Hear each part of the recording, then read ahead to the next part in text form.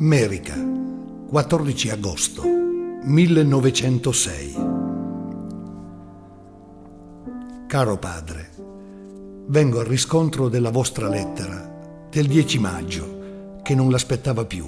È arrivata 10 di agosto. Io ero in casa del padrone che faceva girare la macchina dei salami, che il padrone ucciso 3 maiali e l'ha preso ancora 70 chili. E tutto questo siamo 4 persone a mangiare, ma, caro padre, voi altri, al sentire questo, non guardate perché io, quando ero a casa, che sentiva parlare dell'America, che dicevano che la gente, che avevano da 14, da 12 leghe di terra sue, io non voleva credere.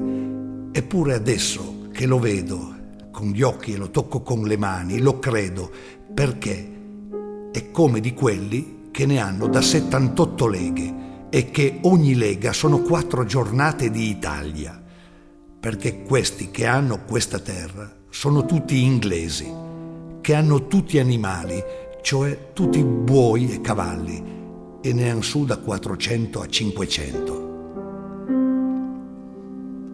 Ma caro padre, voi in quella lettera di 10 maggio che mi dice che vi faccia sapere il mio stato che mi trovo, è vero che nella provincia di Santa Fe che l'ho fatta magra, ma ringraziando il Dio non ho mai soffrito niente.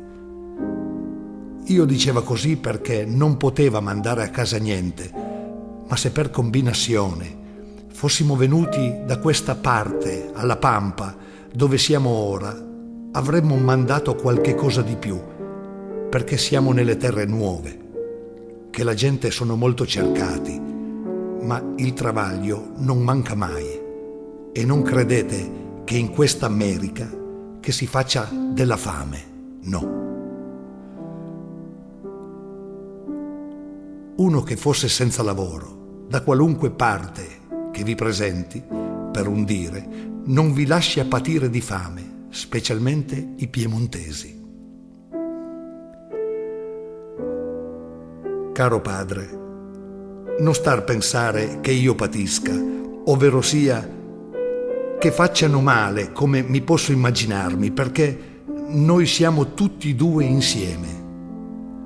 Ma io sono molto contento perché 2 compagni che si trovano insieme sono più che fratelli, perché, senza offendervi, non sapete che cosa vuol dire, ma vi lascio che gli domandi al cognato Antonio, lui ridirà qualcosa, perché uno che non sia stato non sa nulla, come io prima che venisse.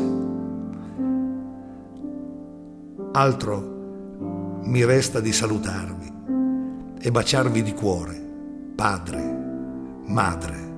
Sono il vostro affezionatissimo figlio Ludovico.